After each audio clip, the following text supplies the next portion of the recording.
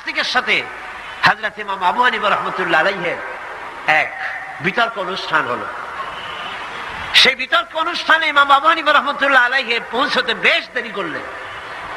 নাস্তিক তখন উপস্থিত জনতাকে বলছে, দেখো তোমাদের ইমাম, তোমাদের ইসলামী চিন্তাবিদ যুক্তিতে দুর্বল, সেই জন্য আসতেছে না। বেশ কিছুক্ষণ দেরি করে তিনি উপস্থিত হলেন।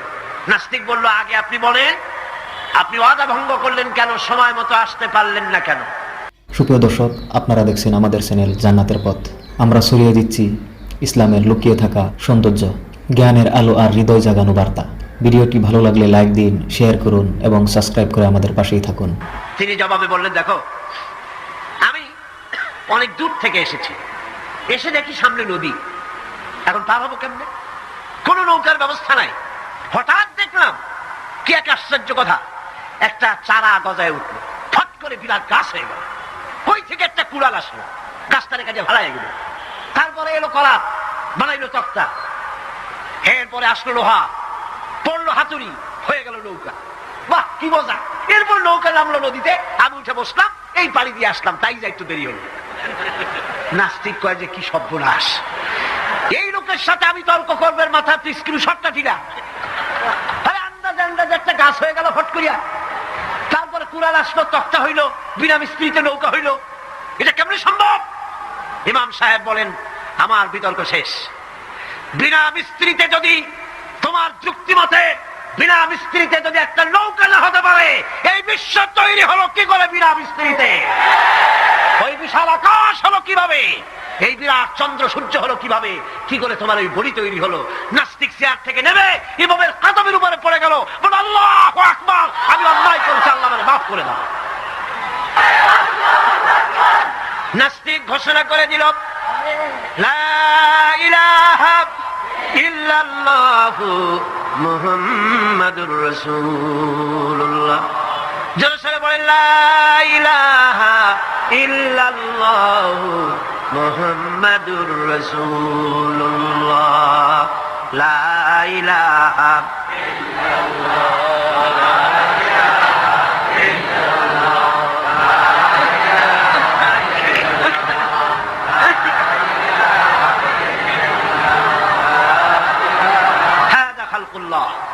আল্লাহর সৃষ্টি। কার সৃষ্টি? বলেন সবাই খুশি হয়ে, কার সৃষ্টি? আল্লাহ ছাড়া কে কি বানাইছে? দেখো সবকে বানিয়েছে। খুশি হইয়া, মুখ ফুলাইয়া জোরে কোন কে বানিয়েছে? ওই আল্লাহ রাব্বুল আলামিন বলেন, দুনিয়ার সব দিক থেকে চোখ ফিরাইয়া এবার নিজের দিকে তাকাও। ওয়াফি আনফুসিকুম ওয়াফি আনফুসিকুম আফালা তুবসিরুন। এমনকি তোমাদের নিজেদের মধ্যেও আমার নিদর্শন আছে। তারা কি তা অনুধাবন করে না? তোমার মধ্যেও আমার নিদর্শন আছে। কার মধ্যে? আমাদের মধ্যে। কোন কার মধ্যে? আমাদের মধ্যে আল্লাহর নিদর্শন আছে। মানুষ যদি তার নিজের দেহের প্রতি লক্ষ্য করে, তাহলে সে মহান আল্লাহ পাকের অসংখ্য কুদরত দেখতে পাবে। জোরে লাগো। যেমন একটি শিশু যখন জন্ম হয়, তখন তার হাড়ের পরিমাণ হয় 305টি। 305টি। পরে এগুলি একটা দুটো মিশে গিয়ে পরিমাণ দাঁড়ায় 206টি হাড়। 560টি পেশি দিয়ে এই হাড়গুলিকে বেঁধে রাখা হয় এবং মোট গিরার পরিমাণ দাঁড়ায় 100 গিরা। আপনি কি জানেন আপনার আঙ্গুলের মাথা থেকে বাহু পর্যন্ত কয়টা গিরা আছে? গুনবেন কখন? কিলাকিলি করি টুকুল পান না। দেখেন না গিরা কতগুলা। আঙ্গুলের এই আঙ্গুলের মধ্যেই কতগুলা গিরা। এখানে গিরা, সেখানে গিরা, এখানে গিরা, এখানে গিরা, এখানে গিরা, বাহুতে গিরা। গিরা যদি একটাও না হতো, হাতটা হাত হইতো না। হাত কি হইতো? লাঠি। লাঠি হইতো। ভাত খাওয়া যাইতো না। ভাত খাইতে গেলে মাখানো লাগে কিনা? মাখানো লাগে না? মাখাইবেন কি দিয়ে? হাতগুলা, আঙ্গুলে গিরা নাই, সব কাঁটা চামচ। আর কেনুতে গিরা নাই, হাত ক্লোজ হবে না, নিজের মুখে আসবে না। দুই হাতের মাথায় একজন বসবে, একজন আরেকজনের খাওয়াবে। তাও আবার খাওয়াই দিকে মুখের মধ্যে না গিয়ে নাকের সিধার মধ্যে গিয়ে হাসতেছেন। সুবহানাল্লাহ। ওয়াফি আনফুসিকুম আফালা তুবসিরুন। তোমার ভেতরে আমার নিদর্শন আছে, অনুধাবন করো। মানব শরীর এক আশ্চর্য মেশিন। সুবহানাল্লাহ। আশ্চর্য মেশিন। লক্ষ কোটি সেল এবং নার্ভ সেল দিয়ে জটিল মেশিন পত্রের সমন্বয় এই দেহ তৈরি করা হয়েছে, এবং এই শরীরের ভিতরে দুটো মূল্যবান জিনিস আছে। তার একটি হচ্ছে কন্ট্রোল রুম, যাকে বলা হয় ব্রেইন, যেটা কি ব্রেইন। আরেকটি হচ্ছে জেনারেটর, সেই জেনারেটরটা কি হার্ট, আপনার হৃৎপিণ্ডে। অফি আনফুসিকুম আফালা তুবসিরুন, লক্ষ্য করো না কেমনে, তোমার শরীরের দিকে তাকাও না। Brain, control room. হার্টের কাজ হচ্ছে রক্তগুলিকে সার্কুলার করা, রক্তগুলিকে পৌঁছে দেওয়া সর্বত্র। যা খাচ্ছেন সমস্ত খাদ্যগুলিকে, রক্ত তৈরি হচ্ছে, হার্টের কাজ হলো এটাকে এইভাবে করে করে পৌঁছে দেওয়া। আর এই রক্তগুলি যদি না পৌঁছায়, শরীরের যে অংশে রক্ত পৌঁছাবে না সে অংশ কি হবে? প্যারালাইজড হবে, অবশ হবে। মাশাআল্লাহ, আপনারা সব ডাক্তার বুঝতে পারতেছেন, কথা বুঝে ফেলতেছেন, আলহামদুলিল্লাহ। রক্ত পৌঁছাবে না, প্যারালাইজড হয়ে যাবে। এই জন্য আল্লাহ কি করেছেন, পায়ের বুড়ো আঙ্গুল থেকে শুরু করে মস্তিষ্কের মাথা পর্যন্ত অসংখ্য নার্ভ, শিরা উপশিরা দিয়ে ভরে দিয়েছেন। কত শিরা, কত উপশিরা। চিকিৎসা বিজ্ঞানীরা বলেছেন, মানুষের দেহের ভিতরে যত শিরা এবং উপশিরা আছে সবগুলি যদি বের করে একটার সাথে আরেকটা গিরা দেওয়া হয়, তাহলে তা এত লম্বা হবে যা দিয়া গোটা পৃথিবী 3 বার ঘোরা যাবে। এই শিরা উপশিরা গুলি যদি ছিঁড়ে ছিঁড়ে শরীর থেকে বের করে করে পাশাপাশি যদি সাজানো হয়, তাহলে 3 একর জমিন লাগবে সাজায়া রাখতে। এত শিরা উপশিরা দিয়ে এই পৃথিবী, এই শরীরটাকে আল্লাহ পাক সাজিয়ে দিয়েছেন, গুছিয়ে দিয়েছেন। অসংখ্য শিরা উপশিরা। হার্টের কাজ হলো রক্ত আসতেছে পাঞ্চ করে করে, এভাবে করে করে রক্ত পৌঁছায় দিচ্ছে হার্ট থেকে, তার মাথা থেকে শুরু করে পা পর্যন্ত। হার্ট প্রতি মিনিটে 10 পাউন্ড রক্ত সঞ্চালন করছে। ব্যায়ামের সময় এর পরিমাণ গিয়ে দাঁড়ায় 30 পাউন্ডে। এবং এক সময় যদি আপনি আহত হন, অনেকগুলি রক্ত যদি বেরিয়ে যায়, অন্তত 2.5 পাউন্ডের মতো রক্ত আপনার শরীরের মধ্যে সব সময় রিজার্ভ থাকে। কে রাখে? কে রাখে? কে রাখে?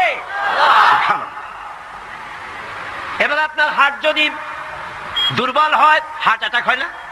সিটাগাঙ্গে নাও হয়ে যাবে নাকি হয়? হার্ট যদি অ্যাটাক হয়, হার্ট অ্যাটাক হয় কেন? হার্টের যেই জিনিস ভেতর দিয়ে রক্তগুলি প্রবাহিত হয়, আর্টারি যেগুলি, এই আর্টারিগুলি যদি অতিরিক্ত চর্বির কারণে, অনেকে তো খায় জম্মের খাওয়া, ডাইনি বাই তাকায় না, সুবহানাল্লাহ, সাইরেন গুণ কপাল বাদ দেওয়ার সব পেট, খাওয়ার সময় বিসমিল্লাহ কয় না, শেষও আলহামদুলিল্লাহ কয় না, খায় আর কয় যা মজা হইছে, খা কুলু ওয়াতামাত্তাও। পাইকারি দরে খেলে পরে চর্বি হবে। এই চর্বিগুলো গিয়ে হার্টের যে আর্টারিগুলি আছে, রগ আছে, এই রগগুলির ভিতরে চর্বি জমে যায়। চর্বি জমার কারণে রক্ত পাস করতে পারে না, হার্ট অ্যাটাক করে। হার্ট অ্যাটাক করলে পরে রোগী যদি বেঁচে যায়, তাহলে বাইপাস অপারেশন করতে হয়। বাইপাস অপারেশন করতে যখন যায়, তখন তার জন্য রগ দরকার। ওই যেটা ব্লক হয়েছে ওটা ফেলে দিতে হবে, নতুন আরেকটা রগ লাগবে। এবার আপনি দেখেন, আমার আল্লাহর কুদরতের দিকে তাকান। আপনার হার্ট অ্যাটাক করতে পারে, নতুন করে একটা রগের দরকার হতে পারে। এই রগ গরুর রগ দিয়ে হবে না, এই রগটা ছাগলের রগ দিয়ে হবে না। কোথায় পাবেন রগ? কে দেবে আপনার রগ? আল্লাহ পাক আপনার পায়ের ভেতরে রানের মধ্য দিয়া স্পায়ার রগ সেখানে রেখে দিয়েছেন। হার্ট অপারেশন যখন করা হয়, ডাক্তারেরা ব্লক করা হার্ট, ওই রগটাকে ফেলে দিয়া উরুর ভিতর থেকে রগ বের করে কলিজার মধ্যে লাগায় দেয়। সুবহানাল্লাহ। দুটি মাত্র কিডনি হলে, একটি মাত্র কিডনি হলে শরীরটা আপনার বেঁচে যায়। আল্লাহ রাব্বুল আলামিন শরীরের ভিতরে 2টা কিডনি দিয়েছেন। কিডনির নাম জীবন। কিডনির নাম কি? কিডনি অচল হলে আপনি অচল হয়ে যাবেন, শরীর ফুলে যাবে, আপনি মরে যাবেন তাড়াতাড়ি করে, রক্ত শূন্যতা দেখা দেবে। কিডনিকে বাঁচায় রাখা প্রত্যেকের জন্য জরুরি। আর কিডনি বাঁচাবার জন্য পানি খাবেন বেশি করে। কি খাবেন? কি খাবেন? পানি। সুবহানাল্লাহ, সুবহানাল্লাহ। এ পানি খান নিয়ামত, পানির অপচয় করবেন না। আমার নবী বলেছেন, প্রবাহমান নদীর ঘাটে বসেও এক ফোঁটা পানির অপচয় করো না। প্রবাহমান নদীর ঘাটে বসেও পানির অপচয় করো না। সুবহানাল্লাহ। পানি নিয়ামত, পানি খান বেশি করে, কিডনি সচল থাকবে। আলহামদুলিল্লাহ। একটা কিডনি কিডনি হলে চলে, আল্লাহ পাক দুটি কিডনি দিয়েছেন, একটা বন্ধ হলে যেন আর একটা দিয়ে সে যেন চলতে পারে। সুবহানাল্লাহ। মানুষের শরীরের ভেতরে এই পরিমাণ লেমন আছে যা দিয়া একটা ঘর সাদা বানানো যায়, এই পরিমাণ ফসফরাস আছে যা দিয়া 2500 ম্যাচ বানানো যায়। তোমার শরীরের ভিতরে আমার নিদর্শন আছে। মানুষের এই আশ্চর্যজনক দেহটাকে ঢেকে দেওয়া হয়েছে একটি শীতাতপ নিয়ন্ত্রিত চামড়া দিয়া। সেই চামড়াটা 20 বর্গ ফিট। এই চামড়ার ভেতরে রয়েছে অসংখ্য লোমকূপ। অসংখ্য লোমকূপ দিয়ে এই চামড়াটা তৈরি করে দেওয়া হয়েছে এবং এই চামড়া দিয়ে শীত এবং গরম অনুভব করার শক্তি দেওয়া হয়েছে। দুটি চোখ দেওয়া হয়েছে, শ্রবণের জন্য কান দেওয়া হয়েছে। কে তিনি যিনি আমরা চোখ দিয়া নেগেটিভ দেখি? চোখ দিয়া কি দেখি? চোখ দিয়া দৃশ্যের নেগেটিভটা দেখি, ওই দেখার সাথে সাথে ব্রেনের ভিতরে গিয়া কোন শক্তি পজিটিভ বানায়া আমারে দেখায়। তার নাম কি? আমার কানের ভিতরে অসংখ্য শব্দ চতুর্দিক থেকে আসে, শব্দগুলিকে বিন্যস্ত করে একটা একটা করে শুনবার জন্য আমার কে কানের ভিতরে কে ব্যবস্থা করে দিয়েছেন? তার নাম কি? একটা মাত্র জিহ্বা, একটি মাত্র জিহ্বা মুখের মধ্যে আল্লাহ দান করেছেন। এই জিহ্বার ভিতরে কত স্বাদ আল্লাহ রব্বুল আলামিন দান করে দিলেন। এই জিহ্বার রসগোল্লার স্বাদ একরকম, জিলাপির স্বাদ আর একরকম, চানাচুরের স্বাদ একরকম, পুঁটি মাছের স্বাদ একরকম, লোট্টা ফিশের স্বাদ আর একরকম, ঠিক কিনা? শুটকি মাছের স্বাদ আর একরকম, কাবাবের স্বাদ আর একরকম, আপেলের স্বাদ একরকম, বড়ের স্বাদ একরকম। একটা জিহ্বা দিয়া হাজারো স্বাদ নেওয়ার তৌফিক দিলেন আল্লাহ। সেই খাবার সময় বিসমিল্লাহ বলে না, পরেও আলহামদুলিল্লাহ কয় না। এত নিয়ামত দিয়ে আল্লাহ পাক এই সজীব শরীরকে সাজিয়েছেন, শরীরটাকে সুন্দর করেছেন, সুগঠিত করেছেন। আল্লাহ পাক বলেন তোমার শরীরের ভিতরে রয়েছে আমার দৃষ্টান্ত, এগুলি দেখো। তোমার ব্রেইন, মানুষের মাথায় যে মাথার ভিতরে যে ব্রেইন দেওয়া হয়েছে, এর ভিতরে রয়েছে অসংখ্য সেল, যার মধ্যে বুদ্ধি, প্রজ্ঞা, সুখ, দুঃখ, মেমোরি। এই পৃথিবীতে মানুষের মাথায় যে ব্রেন দেওয়া হয়েছে, এটা সর্বোচ্চ ওজন হচ্ছে 3 পাউন্ড। 3 পাউন্ড ওজনের এই বস্তুটিকে রাখা হয় মাথার খুলির মধ্যে, মাথার মাঝখানে। এই ব্রেন দেহের কোটি কোটি সেনা প্রহরীকে পাহারার কাজে লাগায়। এই ব্রেন বুদ্ধি করে, বুদ্ধি দিয়ে লাগায়। কম্পিউটারের যে মেমোরি শক্তি আছে, পৃথিবীর মানুষের মাথায় আল্লাহ পাক যে মেমোরি দিয়েছেন, যে স্মৃতি শক্তি দিয়েছেন, সারা পৃথিবীর সমস্ত ডাটা, সমস্ত ইনফরমেশন সবগুলি মানুষ যদি তার মেমোরিতে নিয়ে নেয়, তারপরেও আল্লাহ পাক মেমোরিতে এত জায়গা করেছেন যে তার 1,00,000 ভাগের 1 ভাগও ভরবে না। এই ব্রেন দিয়ে আল্লাহ পাক মানুষকে বুঝতে বলেছেন, টাকা লক্ষ্য করো, আমার পৃথিবী দেখো, দুনিয়া দেখো, নিজেকে দেখো এবং আমার অস্তিত্বের কথা স্বীকার করো। আমি তোমাকে সৃষ্টি করেছি। আল্লাহ পাক বলেন হাদা খালকুল্লাহি ফাআরুনি মাযা খালাকাল্লাযীনা মিন দুনিহি বালিয যালিমুনা ফি যালালিম মুবিন। এই হচ্ছে আল্লাহর সৃষ্টি। এখন দেখাও তো অন্যরা কি সৃষ্টি করেছে, অন্যরা কি সৃষ্টি করেছে? আছে কিছু? অন্যরা আল্লাহর জিনিস দিয়া, তারা আল্লাহর জিনিস দিয়ে জোড়াতালি দিয়ে তৈরি করেছে, কিন্তু সমস্ত সৃষ্টির মূল হচ্ছে আল্লাহ পাক। আজকে আমাদের সন্তানদেরকে যদি কোরআন থেকে আজকে যে কথাগুলি বললাম, এই কথাগুলি যদি কলেজে বিশ্ববিদ্যালয়ে পড়ানো হতো, আমার ছেলে কি নাস্তিক হতে পারত? বলেন, আমার এই ছেলে কলেজে বিশ্ববিদ্যালয়ে যেসব ছেলেপেলেরা পড়ে, এগুলি কি বোম্বাই থেকে আসছে না মঙ্গল গ্রহ থেকে নাজিল হয়েছে?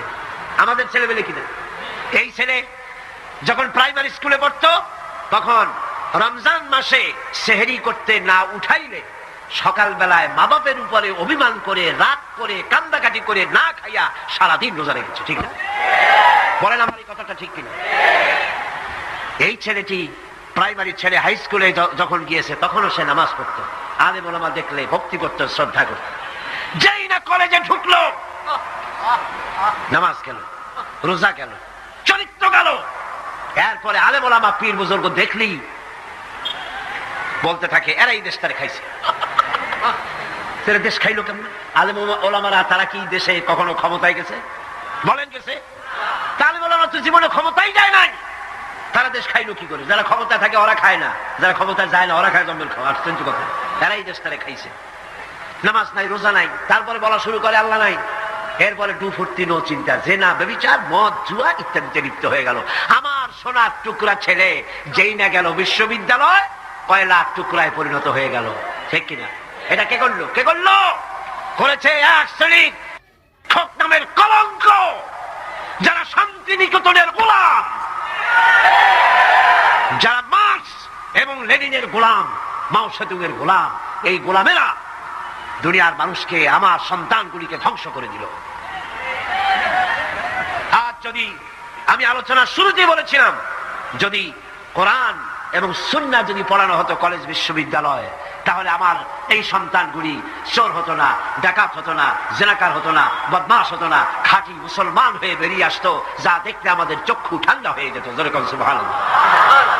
সেই ধরনের এই কোরআন ভিত্তিক শিক্ষা ব্যবস্থা বাংলাদেশে চালু হোক, তা কি আপনারা চান? জোরে বলেন চান? যারা চারা চান দু হাত উঁচু করে দেখান। اللهم آمين. ربنا ظلمنا أنفسنا وإن لم تغفر لنا وترحمنا لنكونن من الخاسرين. ربنا لا تزغ قلوبنا بعد إذ هديتنا وهب لنا من لدنك رحمة إنك أنت الوهاب. أي الله تعالى বিশাল এই জনসমুদ্র নিয়ে তোমার দরবারে কোরআনে কারীমের আলোচনা করে হাত তুলেছি।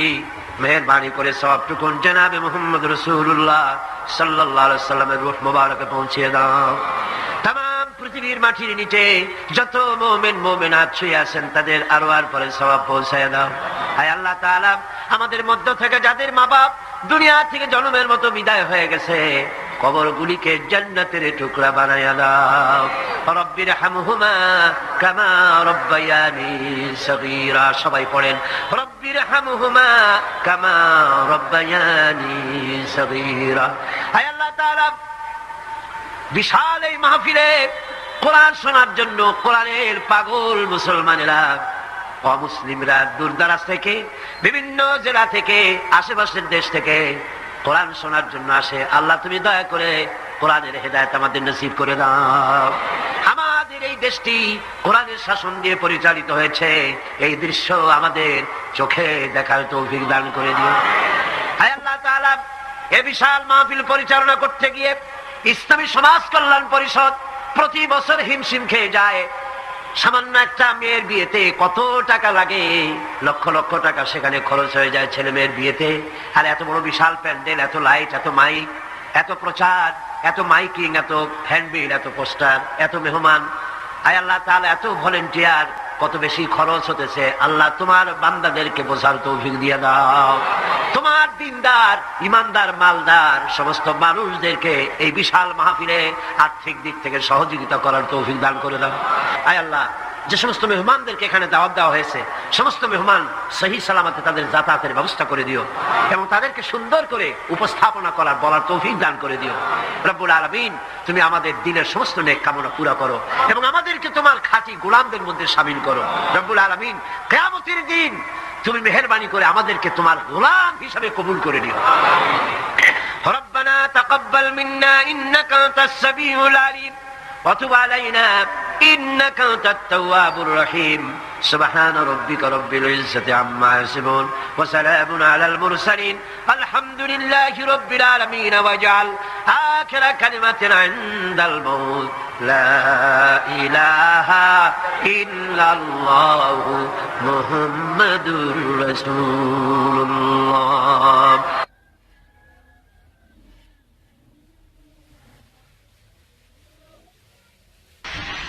এরপরে দারিদ্র বিমোচন, ইসলামের সব থেকে বড় প্রোগ্রাম দারিদ্র বিমোচন করা। কারণ কি? কারণ হলো আমার রাসূল বলেছেন, কাদাল ফাকরু আইয়াকুনা কুফরা। দারিদ্র মানুষকে কুফরির মধ্যে ঠেলে দেয়। তার নামাজ রোজা থাকে না, আল্লাহ রাসূল থাকে না, দরিদ্রের ধর্ম একখানা রুটি, সে তখন পূর্ণিমার চাঁদকে রুটির মতো দেখে। আছেন একটা কবিতা এরকম, পূর্ণিমার চাঁদ যেন ঝলসানো রুটি, তখন তার ধর্ম হয়ে যায় এটা। এই জন্য রাসূলুল্লাহ বলেছেন, কাদাল ফাকরু আইয়াকুনা কুফরা। রাসূলুল্লাহর একটা ব্যাংক ছিল, সেই ব্যাংকের নাম ছিল বাইতুল মাল। এই বাইতুল মাল ব্যাংক যেদিন তিনি এর ইনঅগ্রাল সেশন, উদ্বোধনী দিন, আমাদের ব্যাংকগুলি উদ্বোধন করার সময় কত শামিয়ানা, গেট, তোরণ ইত্যাদি করা হয়। রাসূলুল্লাহর ব্যাংক উদ্বোধন করা হলো মসজিদে নববীর ভিতরে, খেজুর গাছের খুঁটি আর খেজুর গাছ, উটের পশম, খেজুর গাছের পাতার মাটি এই দিয়া ছাদ। উপরে যদি বৃষ্টি হয় আধা ঘন্টা, নিচে বৃষ্টি পড়ে 1.5 ঘন্টা, পাতার ট্যাপট্যাপানি। এরকম একটা মসজিদের ভেতরে বসে রাসূলুল্লাহ ব্যাংক উদ্বোধন করলেন আর বললেন, বুখারীর হাদিস, মান তারাকা দায়নান আও দিয়ান ফাআলাইয়া। আমার রাষ্ট্রের ভিতরে কোন মানুষ যদি ঋণগ্রস্ত অবস্থায় মারা যায় আর তার ঋণ পরিশোধের অর্থ যদি না থাকে, তাহলে তার ঋণ পরিশোধের দায়িত্ব আর তার বিবি বাল বাচ্চা প্রতিপালনের দায়িত্ব আমি মুহাম্মদ আমার কাঁধের উপরে নিয়ে নিলাম। দারিদ্র বিমোচনের জন্য নবী করিম সাল্লাল্লাহু আলাইহি ওয়াসাল্লাম মানুষকে কাজ দিয়েছেন, ভিক্ষা কম দিয়েছেন। কেউ চাইলে, রাসূলের আদত মোবারক ছিল, কেউ কিছু চাইলে পকেটে হাত দিতেন, থাকলে দিতেন। জীবনে একদিনের জন্য কাউকে না বলেন নাই। বলেছেন কিছু নাই, বলতেন আজকে দিতে পারলাম না, তুমি আবার এসো, দেব না, এরকম কথা জীবনে একবারও বলেন নাই। সুবহানাল্লাহ। শুধু দিয়েছেন, কিছু নেন নাই। আল্লাহ, সারা জীবন মানুষের কষ্ট বুকের উপরে ধারণ করেছেন, কাউকে কষ্ট দেননি। ক্ষুধার্ত মানুষের দুয়ারে দুয়ারে গেছেন, নিজে ক্ষুধায় কষ্ট করেছেন। হযরত আবু বকর, ওমর মসজিদে নববীর ভেতরে বসে অসময় বসে আছেন। রাসূলুল্লাহ দিনের বেলা জিজ্ঞেস করলেন, তোমরা এই অসময় এখানে কেন? তারা বললেন, আমরা ক্ষুধার্ত, 2-3 দিন কিছু খাই না। রাসূলুল্লাহ বললেন, আমারও তো একই অবস্থা, চলো। 3 জন বেরিয়ে গেলেন। মসজিদে নববীর পাশেই ছিল হযরত আবু আইয়ুব আনসারী রাদিয়াল্লাহু তাআলা আনহুর বাড়ি। আমি 1973 সনে স্বাধীন বাংলাদেশের প্রথম হজ আমি করেছিলাম। 4733 টাকা ছিল বিমানের ভাড়া। তখন মসজিদে নববীর পাশেই ছিল আবু আইয়ুব আনসারী রাদিয়াল্লাহু তাআলা আনহুর বাড়ি। সেই বাড়িতে গেলাম, ওইখানে একটা বাক্সের ভিতরে, একটা গ্লাসের বাক্সের ভিতরে ছিল রাসূলের ব্যবহার করা তরবারি, তীর আর ধনুক। আমি বহুত চেষ্টা করছিলাম গ্লাসটা উঠাবার জন্য, কারণ এটা সেই তরবারি, সেই তীর, সেই ধনুক যেখানে আমার রাসূলের হাতের পরশ লেগেছিল। যদি ধরতে পারতাম প্রাণ করে একটা চুমা দিতাম। এই বাড়িতে গিয়ে রাসূলুল্লাহ উপস্থিত হলেন। আবু আইয়ুব আনসারী 3 জন মেহমান, এর থেকে শ্রেষ্ঠ মেহমান আছে? স্ত্রীকে বললেন, তাড়াতাড়ি একটা ছাগল জবাই করো, রুটি বানাও। তিনি চলে গেলেন বাগানে, বাগান থেকে কিছু খোরমা আনলেন। হাদিস শোনাচ্ছি, গল্প নয়। কিছু খোরমা এনে রাসূলের সামনে রাখলেন। রাসূলুল্লাহ বললেন, এর মধ্যে কাঁচা পাকা, আধা পাকা 3 পদের খাজুর, আমি কোনটা খাবো? হযরত আবু আইয়ুব বলেন, 3 প্রকারের খেজুরে আপনি হাত দিবেন, কারণ আপনার হাত যে প্রকারের খেজুরের গায়ে লাগবে আমার বাগানে আল্লাহ রাব্বুল আলামিন সেই খেজুরে বরকত দিয়া দিবেন। কিছুক্ষণ পরে রান্না হয়ে গেল, রাসূলের সামনে গোশত আসলো, রুটি আসলো। আল্লাহর নবী খাবারের শুরুতে 2-1টা রুটি আর 2-3টা গোশত টুকরা রুটি দিয়া পেঁচায়া হযরতে আবু আইয়ুব আনসারীর হাতে দিয়া দিলেন। বললেন, আবু আইয়ুব, এই রুটি আর গোশত টুকরা নিয়ে যাও, আমার কলিজার টুকরা মা ফাতেমা গত 3 দিন হলো কিছু খায় নাই। দুনিয়ার মানুষের খাবার পৌঁছায়ছেন, নিজে না খেয়ে থেকেছেন। হযরত আয়েশা বলেছেন, 1 দিন 2 দিন না, মাসের পর মাস রাসূলুল্লাহর স্ত্রীদের ঘরে চুলায় আগুন জ্বলে নাই। হযরত ওমর রাদিয়াল্লাহু তাআলা আনহু রাসূলুল্লাহর ঘরে প্রবেশ করেছেন। এখনো ঘরটা আছে, মসজিদে নববীর কোনায় ছোট্ট ঘরটা, বিশ্বনবীর ঘর। তিনি ঘরের মধ্যে প্রবেশ করে দেখেন রাসূলুল্লাহ শুয়ে আছেন। তারপরে হযরত আবু বকর সালাম করলেন, রাসূলুল্লাহ উঠে বসলেন। হযরতে ওমর রাদিয়াল্লাহু তাআলা আনহু বাচ্চা শিশুর মতো ডুকরে কেঁদে উঠলেন। নবীজি জিজ্ঞেস করলেন, ওমর কাঁদো কেন? হযরত ওমর বলছেন, ইয়া রাসূলুল্লাহ, আমি বিশ্বনবীর ঘর দেখতেছি, ছোট্ট একটি ঘর, এক কোনায় পানি শূন্য সরাহি কাত হয়ে পড়ে আছে, এক পাশে একটা গ্লাস,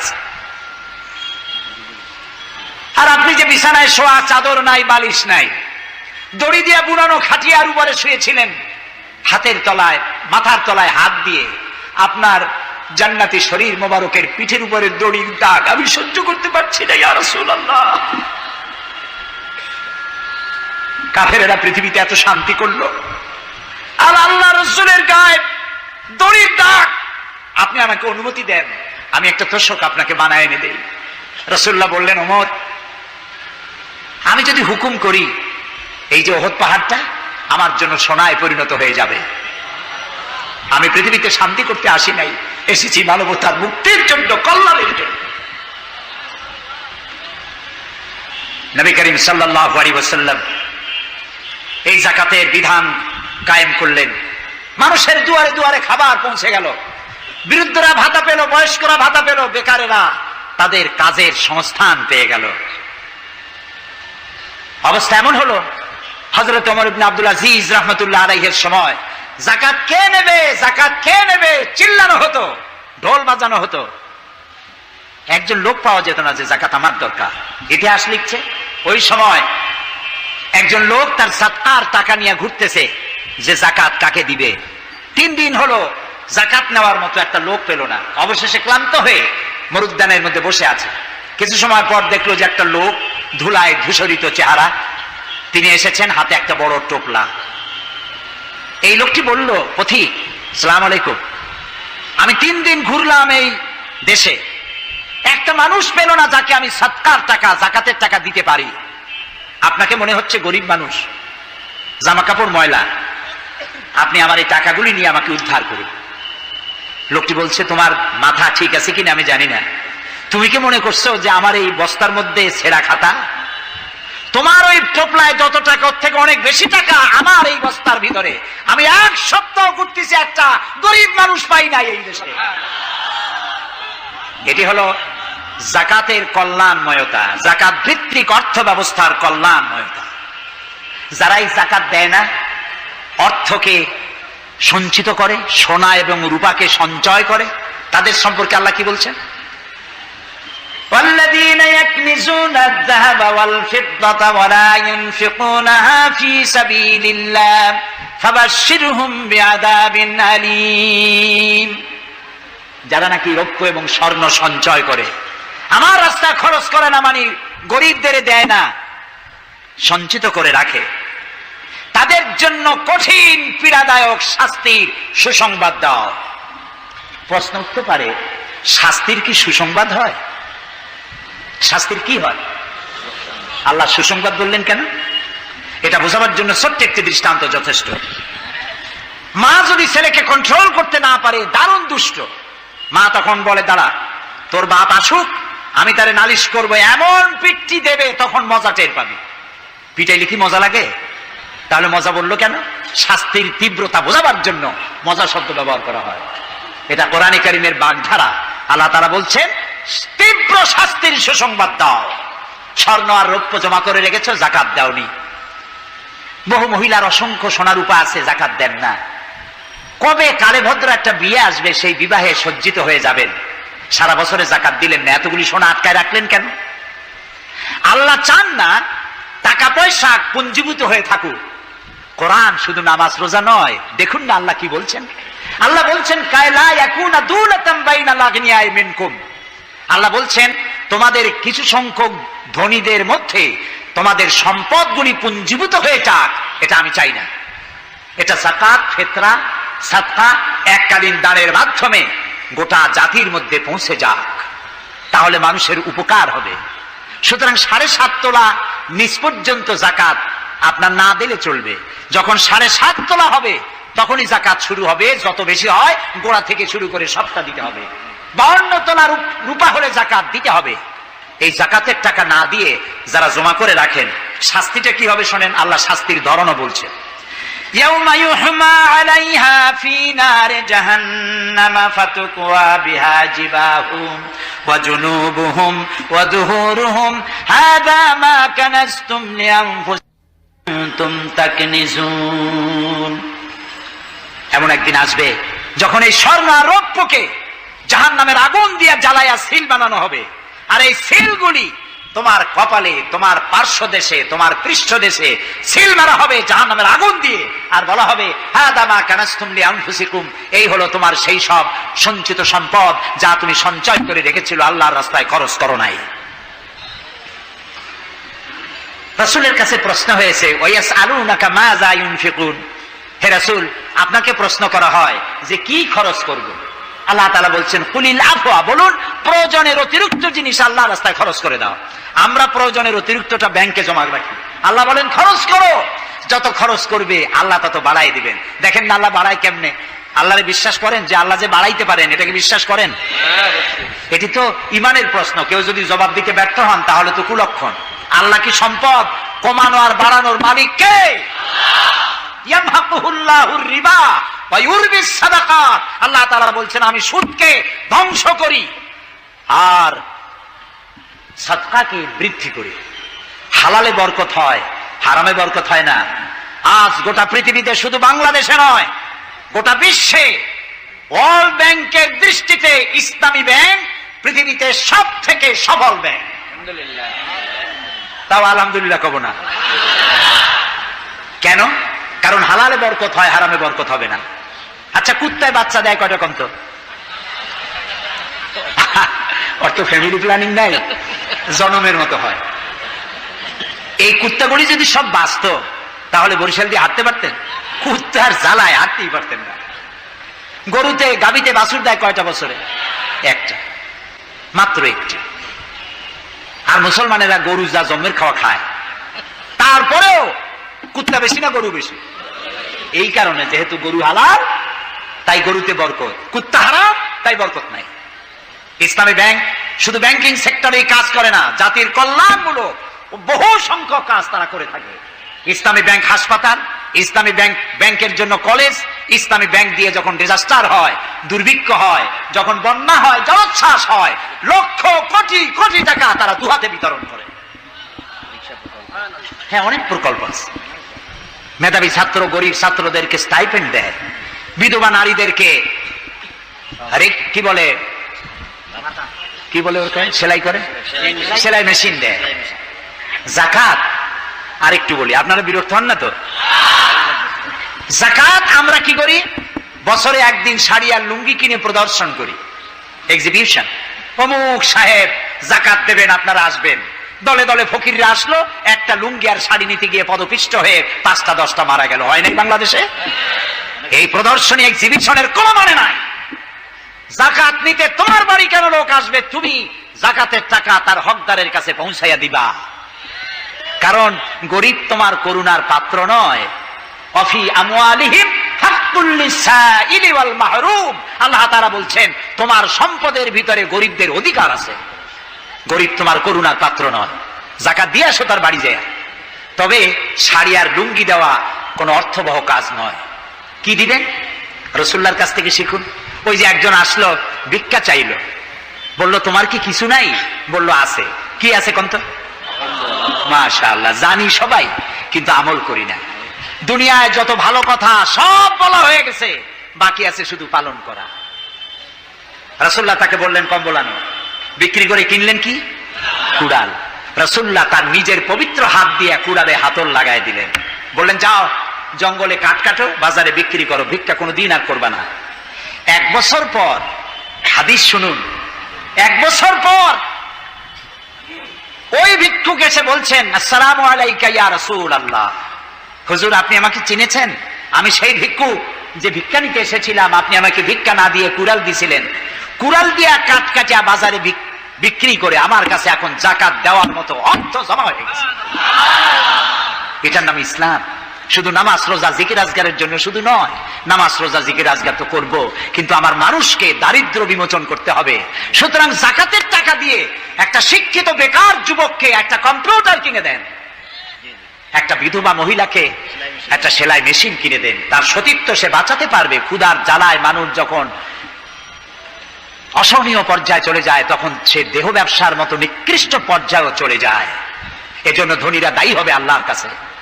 কচু গাছ কাটতে কাটতেই মানুষ খুন করে। একটা এতিম বাচ্চা ক্ষুধার জ্বালায় ঘুরতেছে, ওই বাচ্চাটি আপনি তাকে একটু আদর করেন, পরে আপনি একটা চীনাবাদামের বাক্স কিনে দেন 50 টাকা 100 টাকা দিয়া, কিছু চীনাবাদামের পুঁজি দেন, একটা পানের খিলি বানাইয়া বিক্রি করার পুঁজি দেন, কয়েকটা বুট পলিশের কালি আর ব্রাশ কিনে দেন, সে রাস্তায় বসে জুতা পালিশ করবে। ছেলেটি পকেট মারা থেকে, চুরি করা থেকে বেঁচে যাবে। সমাজ সংস্কার হবে, সমাজ অপরাধ মুক্ত হবে, সমাজ থেকে দারিদ্র বিমোচন হবে। আলহামদুলিল্লাহ বলেন। আপনি কি জানেন এই যে গাছগুলি লাগালে পরে কত সওয়াব হয়, এবং দারিদ্র বিমোচনের জন্য গাছের কি বিশাল ভূমিকা। রাসূলুল্লাহ বলেছেন হাদিস, তোমার কাছে যদি এমন খবর আসে যে কিয়ামত হচ্ছে, আর তখন যদি তোমার কাছে কোনো গাছের চারা থাকে, কিয়ামত হচ্ছে, গাছের চারাটি কিয়ামত আসার পূর্বেই গাছের চারাটি লাগিয়ে যাও, কিয়ামতের দিন সৎকায় জারিয়ার সওয়াব পেয়ে যাবে। একটি গাছ যদি কেউ লাগায়, ওই গাছে যত পাখি বসবে, ফল হবে, মানুষে খাবে, আশ্রয় নেবে মানুষেরা, কিয়ামত পর্যন্ত সদকায়ে জারিয়ার সওয়াব মানুষ কবরে বসে বসে পেতে থাকবে। সব জায়গায় সওয়াব আর সওয়াব জানি না, খালি মনে করি ইল্লাল্লাহ ইল্লাল্লাহ বলতে পারলেই সওয়াব। আর খালি ইল্লাল্লাহ বলবেন বা কেন? যারা এই ধরনের জিকির করেন, আমার মনে দারুণ প্রশ্ন, জবাব খুঁজে পাই নাই। আল্লাহর কলেমাকে খণ্ডিত করে জিকির করার পারমিশন কোন হাদিস দিয়েছে? কে দিয়েছে এই পারমিশন? লা ইলাহা ইল্লাল্লাহ, এটা হলো পূর্ণাঙ্গ কালেমা, কমপ্লিট হচ্ছে মুহাম্মদুর রাসূলুল্লাহ। আফজালুজ যিকর লা ইলাহা ইল্লাল্লাহ। কতক্ষণ লা ইলাহা ইল্লাল্লাহ, কতক্ষণ ইল্লাল্লাহ ইল্লাল্লাহ ইল্লাল্লাহ। এর অর্থ কি? আল্লাহ ছাড়া, আল্লাহ ছাড়া, আল্লাহ ছাড়া। আল্লাহ ছাড়া কি? কমন সেন্সের শুধু কমন বাদ দিয়া শুধু সেন্স যদি থাকে, কোন মুসলমানের এমন জিকির করা উচিত নয়। তবে common sense is very uncommon. দুর্ভাগ্য জাতি। প্রিয় ভাই, সব দারিদ্র বিমোচনের জন্য আল্লাহ তাআলা এসব ব্যবস্থা করে রেখেছেন। কাজ করে খাও, আয় থেকে দায় শোধ করো। আপনার পুকুর কেটে চতুর্দিকে পুকুরের কান্দায় পেঁপে গাছ লাগান, কলা গাছ লাগান। হাঁস পালেন, হাঁসগুলি পানিতে সাঁতার কাটবে, ভেতরে মাছ থাকবে, হাঁসের পায়খানা খেয়ে মাছ বড় হবে, হাঁস বড় হয়ে ডিম দেবে। এই ডিম বিক্রি করবেন, মুরগি বিক্রি করবেন, পেঁপে বিক্রি করবেন, কলা বিক্রি করবেন। মানুষের কাছে হাত পাতার চাইতে নিকৃষ্ট কাজ আর নয়। রাসূলুল্লাহ বলেছেন, আল্লাহর কাছে এই রকমের হাতের চাইতে এই রকমের হাতের মর্যাদা বেশি। এইটার নাম কি? চাওয়া। বলেন, এইটার নাম কি? এইটার নাম আল্লাহর কাছে এইটার কোনো দাম নাই, কোনো দাম নাই। আল্লাহর কাছে দাম এইটা। এই জন্য যারা শ্রমিকদের সম্পর্কে আমার রাসূল বলেছেন, আল কাসিব হাবিবুল্লাহ, যারা সহজে উপার্জন করে খায় ওরা আল্লাহর বন্ধু। আপনারা শ্রমিক না, সেই জন্য সুবহানাল্লাহ কইতে পারলেন না। আলহামদুলিল্লাহ বলে। রাসূলুল্লাহর হাদিস শোনাচ্ছি, আমি গাজী কালু চম্পাবতীর পুঁথি শোনাচ্ছি না। আল কাসিব হাবিবুল্লাহ, যে ব্যক্তি সহজে উপার্জন করে খায় সে আল্লাহর বন্ধু। এখন যদি কোন রিকশাওয়ালা, কুলি মজুর, ঠেলাওয়ালা যদি মনে করে আল্লাহর বন্ধু যখন হইছি নামাজ রোজা দিয়ে করবো কি, এটি কিন্তু ঠিক নয়। আল্লাহর বন্ধু হওয়ার জন্য নামাজ রোজা অত্যন্ত জরুরি। আর আপনি যে কষ্ট করে খাচ্ছেন, আপনার পয়সা হালাল। যে ব্যক্তি রিকশা চালায়, 2.5 মনে বস্তা মাথায় করে স্টিমারে উঠায়, ওর চাইতে হালাল পয়সা কারো নাই। মাথার ঘাম পায়ে ফেলে উপার্জন করছে। আপনি জানেন না যে দালানে যারা আছে খুব শান্তিতে নাই। বাইরের থেকে দেখে ভেতরের অবস্থাটা বোঝা যায় না। গুলশান, বনানী, আভিজাত্যপূর্ণ এলাকার বিশাল বিশাল বাড়ি দেখে আপনার চোখ ধাঁধা লেগে যেতে পারে, খুব শান্তির নিলয়। না, শান্তি নাই। বাড়ির মালিক, বহু টাকার মালিক, রাত্রির বেলায় ঘুম হয় না। কোন ফাঁক দিয়া জানলার পাশ দিয়া গুলি এসে বুক ঝাঁঝরা করে দেয়, ঘুম নাই। জনমের মতো অসুখ হইছে, প্রত্যেক দিন সোনার চাউল দিয়ে ভাত খাইতে পারে, কিন্তু ডাক্তার তার রুজি কন্ট্রোল করে দিয়েছে। পাঙ্গাসের পেটি, খাসির চর্বি খাইতে পারবেন না, ভাত কম খাবেন। সকালবেলায় ডিমের পুষ, দুপুর বেলায় 1 স্লাইস টুস, সন্ধ্যাবেলায় ফলের জুস, খাওয়া শেষ। বউ তো কথা শোনে না। হাজারো কাজ করে ঘরমুক্ত হয়ে স্বামী ফিরেছে। বিবি সাহেবা, বেগম সাহেবা এখন ধরে হাতে ভ্যানিটি ব্যাগ নিয়ে স্বামীর সামনে থেকে হন হন করে যাচ্ছে। স্বামী বেচারা কষ্ট করে এসে জিজ্ঞেস করছে, তুমি কই যাও? বলছে, আই এম ভেরি বিজি। ছেলে হয়েছে কয়টা? সব গুন্ডা, মাস্তান। মাথায় এত বড় চুল, হাতে এত বড় নখ। মেয়েগুলি বয়ফ্রেন্ড নিয়ে কোথায় চলে গেছে। বেটা বাড়ির কাজের লোক, কাজের মেয়েদের হাতের দেওয়া খানা খাইলো, আদর পাইলো না, যত্ন পাইলো না, সম্মান পাইলো না। খাইয়ে টাইয়া নিজে নিজে শুয়ে আছে, এতগুলা ঘুমের ট্যাবলেট খাইছে, ঘুম আসে না। কিন্তু তুমি মেয়ে রিকশাওয়ালা, ঠেলাওয়ালা, কুলি মজুর, সারাদিন কাজ করে পোলাও চাউল কিনতে পারো নাই, মোটা চাউল কিনেছো, খেসারির ডাল কিনেছো, একটু কিনে বাড়িতে বউ রান্না করেছে। আমি এই চোখে দেখা কথা বলি, আল্লাহ তাআলা এই বয়সে কম দেখান নাই। কমলাপুর রেল স্টেশনের বস্তি দেখেছি, অনেক বস্তি এলাকায় গিয়েছি। স্বামী বসে খাচ্ছে, ঘরমাক্ত রিক্সা চালায় আসছে, 2.5 মণে বস্তা টানে আনছে, স্ত্রী খাবার তুলে দিচ্ছে, আরেকটু খাও, খুব কষ্ট করেছো, আরেকটু খাও। ওর ঘরে ফ্যান নাই, কাপড়ের আঁচল দিয়ে স্বামীর কপাল মুছে দিচ্ছে, আরেকটু খাও, এত কষ্ট করো তুমি। ওর ঘরে ফোমের বিছানা নাই, চটের মতো শক্ত বিছানা, বালিশ নাই, ইটের মতো শক্ত, সাব কাপড়ের একটু কভার দাও। এরকম একটা বালিশের উপরে সারাদিনের শ্রান্তি আর ক্লান্তি নিয়ে আর ঘুমায় গেছে, কোন ওষুধ খাওয়া লাগে না। এমন ঘুম আসছে, ওর ডাকের গর্জনে ট্রাকের ইঞ্জিন ফেল। শান্তি কি বড় লোক হলে হয়? শান্তি দেওয়ার মালিক আল্লাহ। শান্তি দেওয়ার মালিক কে? আল্লাহ তাআলা। এই জন্য এই শান্তি আসবে যদি সঠিকভাবে সুষ্ঠুভাবে আল্লাহ পাকের দেওয়া এই বিধানগুলি আমরা যদি সমাজে কায়েম করতে পারি, তাহলে এটি সম্ভব। আমার দেশে এখন যদি যাকাতের টাকা কালেকশন করা হয়, তাহলে আমরা একটা হিসাব করেছি, আমি একটা ব্যাংকের সাথে জড়িত আছি, আপনারা জানেন বোধহয়, ইসলামী ব্যাংক। এর জন্ম লগ্ন থেকে আমি আছি এর সাথে। সেই হিসেবে আমরা একটা জরিপ চালাইছি, বাংলাদেশে যদি এখন যাকাত যদি গভর্নমেন্ট কালেকশন করে, তাহলে একেবারে কম করে হলেও 6,000 কোটি টাকা যাকাত কালেকশন হতে পারে। 6,000 কোটি। আর অক্ষ স্টেট আছে বাংলাদেশে, লক্ষ লক্ষ একর জমিন, যা বিভিন্ন মোতাল্লি তারা সিন্দাবাদের দত্তের মতো অক্ষ সম্পত্তির উপরে চেপে বসে আছে। এই অক্ষ সম্পত্তি যদি উদ্ধার করা যায়, আর যাকাত আর ওশরের টাকা যদি গভর্নমেন্ট কালেকশন করতে পারে, বাংলাদেশের দারিদ্র্য বিমোচনের জন্য পৃথিবীর কারো কাছ থেকে একটি টাকাও নেওয়ার দরকার নাই। এই যে 6,000 কোটি টাকার শূন্যতা, ভেকুয়াম সৃষ্টি হলো বাংলাদেশে, এই শূন্যতা পূরণের জন্য এগিয়ে এলো এনজিওরা, এবং তারা সুদের বাণিজ্য শুরু করলো। ব্যাংক সুদ নেয় 15 or 17%, আর এনজিওরা নেয় 35 থেকে 40%। মারাত্মক সুদখোর। সমাজে কামলিওয়ালাদের মতো সুদ চালু করে দিয়েছে। প্রিয় ভাই সব, বাংলাদেশ এটি সম্পদশালী দেশ। যারা বলে, আমি পার্লামেন্টে একবার বক্তৃতায় বলেছিলাম যে যারা বলে বাংলাদেশ গরিব, আমি তাদের সাথে একমত হতে পারি না। আমার দেশ সম্পদশালী দেশ, আলহামদুলিল্লাহ বলে। আমার দেশ, এ বাংলাদেশের আবাদযোগ্য জমির পরিমাণ 2,40,00,000 একর। আলহামদুলিল্লাহ বলবেন না? এখানে বনজ সম্পদ আছে 32,53,860 কিলোমিটার বর্গমিটার নিয়ে, বর্গমাইল জুড়ে। এখানে আল্লাহর হিকমতটা দেখেন। সুন্দরবন আমাদের থেকে দূরে না কাছে? বরিশাল, বরগুনা, বাগেরহাট, সাতক্ষীরা, এই এলাকায় সুন্দরবন কে বানাইছে? কোন গভর্নমেন্ট বানিয়েছে? কেন আজ অন্য জায়গায় বানানো হলো না কেন? উত্তরবঙ্গে বানাইলো না কেন? কারণ আমাদের বঙ্গোপসাগর হলো সাইক্লোন জোন, এখান থেকেই ঘূর্ণিঝড়ের উৎপত্তি হয়।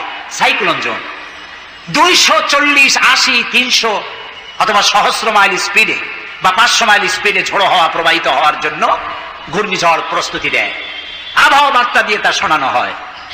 উপকূলীয় এলাকায় যদি আল্লাহ তাআলা সুন্দরবন তৈরি না করতেন, তাহলে সমুদ্রের ঘূর্ণিঝড়ের প্রথম ধাক্কায় কুয়াকাটা, পটুয়াখালী, বরগুনা, সাতক্ষীরা, পিরোজপুর, বাগেরহাট, বরিশাল প্রথম ধাক্কায় উড়ে চলে যেত। আল্লাহ তাআলা কি দয়া, সুন্দরবন বানাই দিয়ে প্রোটেক্টেড করেছেন।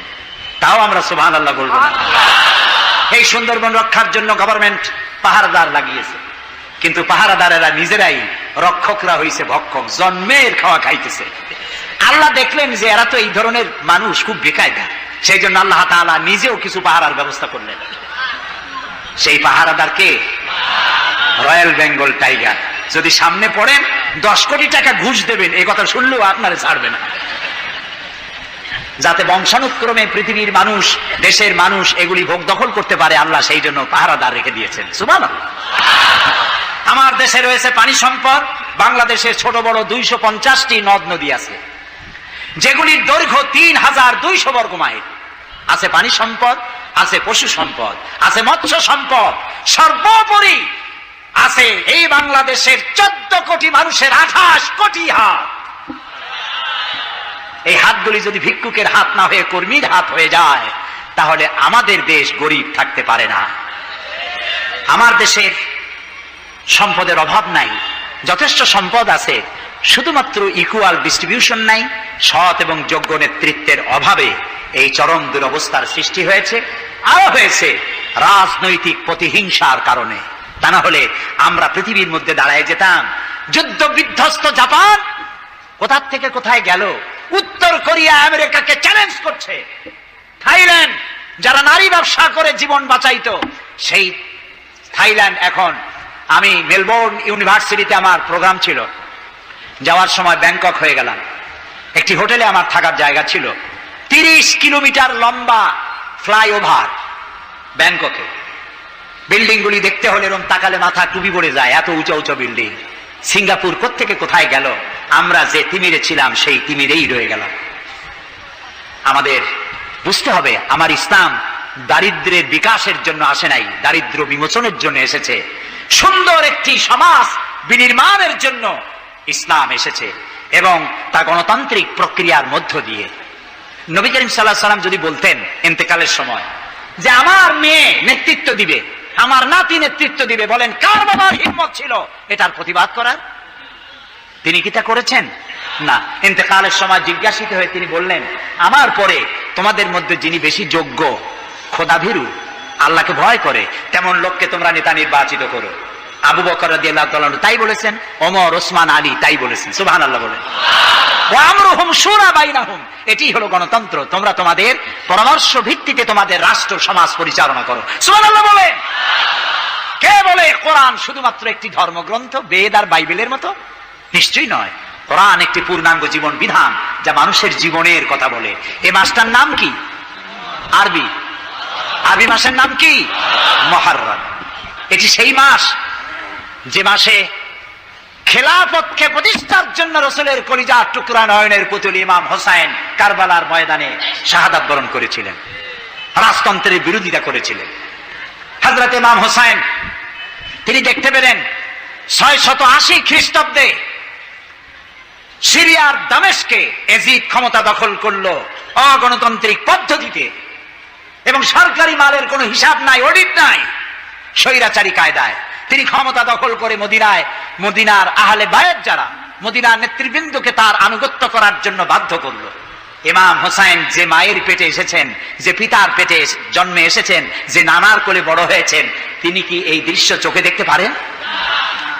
তিনি বললেন আমি কুফায় যাব। কুফার লোকেরা দাওয়াত দিল, তিনি কুফায় রওনা করবেন। মদিনার লোকেরা হাতে পায়ে ধরলো, কুফায় আপনি যাবেন না। তিনি বললেন আমি কোন ক্রমে এজিদের বশ্যতা স্বীকার করব না, আমি এর বিরোধিতা করবই। মাত্র 72 জন লোক নিয়ে তিনি কুফার দিকে অগ্রসর হলেন। এই 72 জনের মধ্যে 40 জন পুরুষ আর 32 জন নারী আর শিশু। তিনি যখন কারবালা প্রান্তরে পৌঁছে গেছেন, ইবনে জিয়াদ কুফার গভর্নর, তিনি বাধা দিলেন, বললেন আমার দরবারে হোসেনকে হাজির করো। ইমাম হোসেন বললেন যে ব্যক্তি আল্লাহর আখিরাতকে অস্বীকার করেছে, রাসূলকে অস্বীকার করেছে, আমি তার সামনে জীবন থাকতে যাব না। রাতারাতি ইয়াজিদ 6000 সৈন্য পাঠিয়ে দিল। ইমাম হোসেনের সাথে লোক কত? মাত্র 72। 6000 লোক কি যুদ্ধ করা লাগে 72-এর সাথে? শুধু যদি মার্চ করে পায়ের তলায় পিছে 72 জন শেষ হয়ে যাবে। হযরত ইমাম হোসেন রাতের বেলায় সঙ্গীদের বললেন, ও আমার সাথীরা, ইয়াজিদ আমার শির চায়, আমাকে চায়, আমার সঙ্গে থেকে তোমরা তোমাদের জীবনকে বিপন্ন করো না, তোমরা সবাই ফিরে চলে যাও মদিনায়। সাথীরা বললেন, ইমাম আজকে যদি আপনাকে ছেড়ে জীবনের মায়া নিয়ে মদিনায় ফিরে যাই, আর আপনার যদি শাহাদাত নসিব হয়, তাহলে কিয়ামতের দিন আল্লাহর নবীর সামনে আমরা কি জবাব দেব? আমরা আমাদের জীবন দিয়ে আপনাকে পাহারা দেব। সকালবেলা যুদ্ধ শুরু হয়ে গেল। জোহরের নামাজ আসতে না আসতে 40 জন পুরুষ শাহাদাত বরণ করলেন। এখন একজন পুরুষ বেঁচে আছেন, ইমাম হোসেন। তাঁবুর ভিতরে স্ত্রী এবং অন্যান্য মহিলাদের কাছ থেকে বিদায় নিতে এসেছেন। তোমাদেরকে আল্লাহর হাওয়ালা করলাম, আমি যুদ্ধে চলে যাচ্ছি।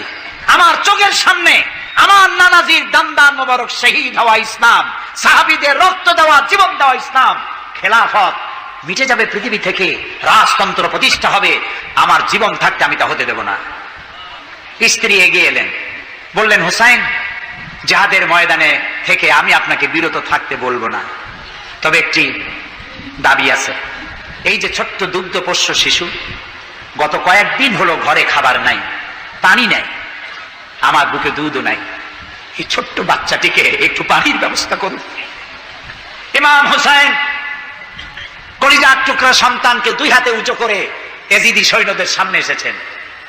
এজিদি সৈন্যরা, আমার হাতের দিকে তাকাও, এটি রসুলের আওলাদ, আমার কলিজার টুকরা সন্তান। ফোরাতের অফুরন্ত পানি প্রবাহিত হচ্ছে, একটু ফোরাতের কুলটা ছেড়ে দাও, ওর একটু পানি পান করায়। আমার সাথে তোমাদের শত্রুতা থাকতে পারে, এই নিষ্পাপ বাচ্চার সাথে তো কোনো শত্রুতা থাকার কথা নয়। তার এই আবেগপূর্ণ কথা এজিদি সৈন্যদের কলিজায় স্পর্শ করলো না। তারা বিষাক্ত তীর নিক্ষেপ করলো। ইমাম হুসাইনের উঁচু করে ধরা বাচ্চার বুকের ভিতর থেকে বিষাক্ত তীর প্রবেশ করে বেরিয়ে গেল অপর প্রান্ত থেকে, রক্ত ফিনকি দিয়ে বেরিয়ে এলো। ইমাম হুসাইন দুই হাতে আসলা ভরে সেই রক্ত চেহারায় মারতে লাগলেন আর বললেন, কলিজার টুকরা সন্তান, সালেহ আলাইহিস সালামের উটনির রক্তের চাইতে তোমার রক্ত পবিত্র। হযরত সালেহ আলাইহিস সালামের চাইতে রাসূলুল্লাহর মর্যাদা অনেক বেশি, তুমি তার আওলাদ। বাচ্চাকে কোলে করে নিয়ে স্ত্রীর কাছে গিয়ে বললেন, স্ত্রী, এই নাও তোমার বাচ্চা, ঠান্ডা হয়ে গেছে, এমন পানি পান করেছে কিয়ামত পর্যন্ত পানি পানি বলে তোমারে আর বিরক্ত করবে না। ইমাম হুসাইন লড়াই করলেন ময়দানে, বহু সংখ্যক সৈন্য হতাহত করে ফোরাতের কুল উন্মুক্ত করে ঘোড়ার পৃষ্ঠ থেকে নেমে এক আস্তা পানি তুলেছেন, পানি পান করবেন। মুখের কাছে যখন আকণ্ঠ তৃষ্ণার্ত পিপাসার্ত হুসাইন মুখের কাছে পানি নিয়েছেন, হঠাৎ ভেসে উঠল মনের পর্দায়, একটু আগে আমার কলিজার টুকরা সন্তান এই পানির অভাবে চলে গেল। 40 জন মানুষ বিদায় হলো, এক ফোঁটা পানি দিতে পারলাম না, এই পানি আমি কেমনে খাই? হাতের থেকে পানি পড়ে গেল। অশ্বের পৃষ্ঠে আরোহণ করলেন, চতুর্দিক থেকে তীর আর তরবারি আসতে লাগলো। ইমাম হুসাইন বললেন, থামো, একটু থামো, তোমরা কাকে তীরবিদ্ধ করছো? আমি কি তোমাদের রসুল মুহাম্মদ সাল্লাল্লাহু আলাইহি সাল্লামের নাতি নই? আমি কি তোমাদের রসুলের কলিজার টুকরা মা ফাতেমার নয়নের মণি নই? কেমন করে আমার গায়ে তোমরা তীর মারো?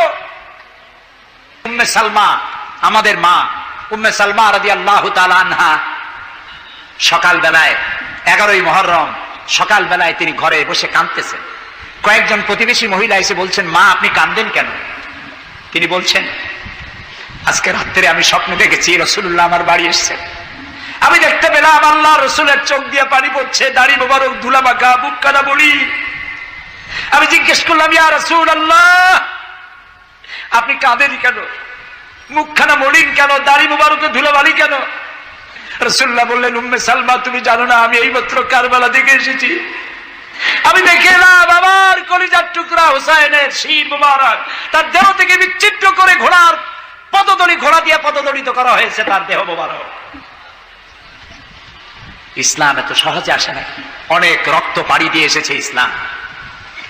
হযরতে হুসাইনের মস্তক মুবারক এজিদি সৈন্যরা একটা প্লেটে করে নিয়ে কুফার গভর্নর ইবনে জিয়াদের সামনে রেখেছে। ইবনে জিয়াদ চেয়ারে বসা, সিংহাসনে বসা, ইমাম হুসাইনের মস্তক মুবারক তার পায়ের কাছে রেখেছে। কলঙ্কিত ইতিহাস, কি করে আমি শুনাই আপনাদেরকে? ইবনে জিয়াদ চেয়ারে বসে পায়ের কাছে রাখা ইমাম হুসাইনের ঠোঁটের উপরে লাঠি দিয়ে নাড়তেছে। হযরত যায়েদ রাদিয়াল্লাহু তাআলা আনহু 80 বছর বয়স, তিনি বলছেন, ইবনে জিয়াদ, এতক্ষণ যা করেছো মুখ বুজে সহ্য করেছি, কিন্তু এখন যেটা তুমি করতেছো পায়ের কাছে কার বাধা? তুমি যে ঠোঁটের উপরে লাঠি দিয়ে নাড়তেছো, আমি যায়েদ, আমি দেখেছি রাসূলুল্লাহ 1000 বার এই মুখের উপরে চুমা খেয়েছেন। তোমার বেয়াদবি বন্ধ করো। প্রিয় ভাই সব, রাজতন্ত্র নয়, পরামর্শ ভিত্তিক সমাজ ব্যবস্থা প্রতিষ্ঠার জন্য আল্লাহ তাআলা ইসলাম দিয়েছেন, দিন দিয়েছেন। সেই জীবন ব্যবস্থা ইসলাম আজকে এই পৃথিবীতে মুসলমানদেরকে সন্ত্রাসী জাত হিসাবে চিহ্নিত করার জন্য, উগ্র জাতি হিসাবে, সহিংস জাতি হিসাবে, অগণতান্ত্রিক জাতি হিসাবে প্রমাণিত করার জন্য পাশ্চাত্য শক্তি তারা নবী করিম সাল্লাল্লাহু আলাইহি সাল্লামের ব্যঙ্গচিত্র এঁকে দুনিয়ায় ছড়িয়ে দিয়েছে। আজকে জুমার খুতবায় আমি কসাই মসজিদে বলেছিলাম, রাসূলুল্লাহর মাথার উপরে বোমা আকৃতির পাগড়ি বেঁধেছে, পাশে দুইটা অর্ধনগ্ন মেয়ে লোক রেখেছে। নাউজুবিল্লাহ। তোদের মতো অসভ্য আছে পৃথিবীতে? ডেনমার্ক, আমেরিকা, ইউরোপ, তোমরাও কি মানুষের মতো কাজ করেছ? বিশ্ব নবী পৃথিবীতে সব দিয়েছেন, কিছু নেন নাই। তাকে অপমান করার অর্থ হচ্ছে মানব সভ্যতাকে অপমান করা। রাসূলকে অপমান করার ক্ষমতা কারো নাই। তার সম্মান পাহাড় সমান নয়, তার সম্মান আকাশ সমান নয়। রাসূলের সম্মান আল্লাহর আরশ পর্যন্ত। আল্লাহ তার আরশে আজিমে কাউকে দাওয়াত দেন নাই, বিশ্ব নবীকে দাওয়াত দিয়েছিলেন। আমি আমার বরিশালবাসীদের বলবো, মুসলমানদেরকে ধৈর্য ধারণ করতে হবে, আরো সংযমী হতে হবে। আমরা প্রতিবাদ করব, অবশ্যই প্রতিবাদ করব, কিন্তু জ্বালাও পোড়াওতে আমরা যাব না। আমরা কারো পতাকা পোড়ানো, কারো অফিসে ভাঙচুর করা, এটা আমাদের কাজ না। আমরা গড়ার জন্য এসেছি, আমরা ভাঙ্গার জন্য আসি নাই। কেউ অসভ্য হলে আমরা অসভ্য হতে পারি না। ওরা অসভ্য, ওরা বর্বর, ওদের জীবনে ভালোবাসা নাই, তাই ওরা প্রতি বছর একটা দিন ভালোবাসা দিবস পালন করে। আমার জীবনে ভালোবাসার অভাব নাই। ইসলাম সর্বশ্রেষ্ঠ জীবন ব্যবস্থা। এই কল্যাণময় জীবন ব্যবস্থা প্রতিষ্ঠার জন্য এগিয়ে আসতে হবে মুসলমানদেরকে, সকলকে, হিন্দুদেরকেও। হিন্দু, বৌদ্ধ, খ্রিস্টানদের বলি, আমার প্রিয় ভাইয়েরা, আপনাদের মধ্যে আমাদের মধ্যে পার্থক্য খুবই কম। হিন্দুরা বলেন এক ব্রহ্মা, দ্বিতীয় নাস্তি, আমরা বলি লা ইলাহা ইল্লাল্লাহ, কথা প্রায় কাছাকাছি। আপনারা পুনর্জন্মে বিশ্বাসী, আমরা পুনরুত্থানে বিশ্বাসী। আমরা খুব ভালো আছি, এই দেশটা খুব ভালো দেশ, পূজা আর রোজা একসাথে হয়, আমরা অনেক আরামে আছি। এদেশে সাম্প্রদায়িক সম্প্রীতি নাই বলে যারা বিদেশে বদনাম ছড়ায়, তাদের হেদায়েতের জন্য আমরা আল্লাহর কাছে দোয়া করি, আল্লাহ তাদের হেদায়েত করো। ক্ষমতা হারায় মানুষ এত পাগল হয় যে দেশের বিরুদ্ধে কথা বলে, মায়ের বিরুদ্ধে কথা বলে, রাষ্ট্রের বিরুদ্ধে কথা বলে। আল্লাহ এদের হেদায়েত নসিব করে দিন। প্রিয় ভাই সব, আমার হিন্দু ভাইয়েরা, অমুসলিম ভাইরা যারা আসছেন, আমি তাদেরকে বলবো, এই কোরআন শুধু মুসলমানদের জন্য নয়। আপনার ইসলাম কবুল করা লাগবে না। আমি ইউরোপ, আমেরিকা, অস্ট্রেলিয়া, আফ্রিকায় যখন অমুসলিমদের মধ্যে বক্তৃতা করি, তখন বলি আপনাদের মুসলমান হওয়া লাগবে না। যে ধর্মে আছে সে ধর্মে থেকেই যদি কোরআন বর্ণিত আইন যদি মানেন, আপনি শান্তি পাবেন দুনিয়ায়, শান্তি পাবেন আখিরাতে। পরকালেও শান্তি পাবেন কিনা আল্লাহ ভালো জানেন, তবে দুনিয়ার শান্তি তো পাবেনই। কোরআনের আইন সকলের জন্য প্রযোজ্য। প্রিয় ভাই সব, আমি এখন মুনাজাতের দিকে আগাবো। ইসলামের ব্যাখ্যা দিচ্ছিলাম, ইন্নাদ দীনা ইনদাল্লাহিল ইসলাম। ইসলামের চাইতে কল্যাণময় জীবন ব্যবস্থা পৃথিবীতে আর নাই। বলেন সুবহানাল্লাহ। আমি মুনাজাতের দিকে যাচ্ছি, আর মুনাজাতের আদব হলো বসা। এই রাস্তা জুড়ে যত মানুষ দাঁড়ানো আছেন, সব মানুষ বসুন। গতকাল বলেছিলাম, মুনাজাতের কথা শুনে দুই একজন হাঁটে, এটি কিন্তু বেয়াদবির পর্যায়ে পড়ে। আদবের খেলা। মানুষের হাতে যেমন ক্যামেরা থাকে, ফেরেশতার হাতে ক্যামেরা আছে না? তা আপনি মুনাজাতের কথা শুনে যদি হাঁটেন, আপনি তো বেয়াদবের খাতায় নাম লেখালেন। এমন হতভাগ্য কারো হওয়া উচিত না। মুনাজাত হয় কার কাছে? সেই আল্লাহরে ভয় করেন, জায়গায় বসেন এবং মুনাজাতে শরীক হন। মুসলমানদের বড় দুর্দিন যাচ্ছে, এত বড় দুর্দিন। আমি ছোট্ট মানুষ, আমার জ্ঞান সীমিত, আমার ইলেম কালাম সীমিত, আমার দৃষ্টিভঙ্গি সীমিত। এই সীমিত দৃষ্টিভঙ্গি দিয়ে, আমার পড়াশোনা অবজারভেশনের মধ্য দিয়ে আমি যেটা বুঝতে পারি, বর্তমান পৃথিবীতে মুসলমানেরা যে বিরাট ষড়যন্ত্র আর বিপদের মুখোমুখি হয়েছে, পৃথিবীতে কোনো কালে এত ষড়যন্ত্র, এত বহুমুখী ষড়যন্ত্র আর কোনোদিন হয়েছে বলে আমার জানা নেই। এই ষড়যন্ত্র থেকে বাঁচার জন্য দোয়া করতে হবে কার কাছে? কার কাছে? তিনিই পারবেন আমাদেরকে কল্যাণ দিতে। এই জন্যে মা বোনেরা যারা এসেছেন, মা বোনদেরকে বলবো, আপনাদেরকে ইসলাম সর্বাধিক সুযোগ দিয়েছে। আপনাদের অধিকার দিয়েছে, লেখাপড়া করতে পারবেন, চাকরি করতে পারবেন, রাজনীতি করতে পারবেন, আপনারা সমাজনীতি করতে পারবেন, আপনারা যুদ্ধেও যেতে পারবেন, সব পারবেন। তবে আপনার শালীনতা, আপনার সম্ভ্রম, আপনার সতীত্ব, আপনার পর্দা আপনাকে বজায় রাখতে হবে। এ কাজটুকুনের মধ্য দিয়ে নারী। সম্মানিত দর্শক, আমরা অনেক সময় ইসলামকে নিজের মতো করে বুঝি, কিন্তু ইসলামকে বোঝা যায় কেবল কোরআন ও বিশ্বনবী সাল্লাল্লাহু আলাইহি সাল্লামের আলোয়। যে জাতি একদিন পৃথিবীতে নেতৃত্ব দিত, আজ সেই জাতি পরাধীন। কারণ আমরা ইসলামকে জীবন থেকে দূরে সরিয়ে দিয়েছি। আমরা নাম রেখেছি মুসলমান, কিন্তু আচরণ, চিন্তা আর ব্যবহারে ইসলামকে ভুলে গেছি। মনে রেখো, যে জাতি ইসলামকে বুঝে আল্লাহ তাআলা সেই জাতিকে সম্মান করে, আর যে জাতি ইসলামকে উপেক্ষা করে আল্লাহ তাআলা তার থেকে সম্মান কেড়ে নেয়। চলো আজ থেকেই শুরু হোক জীবনের এক নতুন যাত্রা, কোরআনের দিকে, হাদিসের দিকে, সত্যিকারের ইসলামের দিকে। এই ওয়াজটি যদি তোমার ভালো লেগে থাকে তবে ভিডিওটি শেয়ার করো, আর এমন আরও ভিডিও পেতে আমাদের চ্যানেল জান্নাতের পথ সাবস্ক্রাইব করে রাখো। আসসালামু আলাইকুম ওয়া রাহমাতুল্লাহ।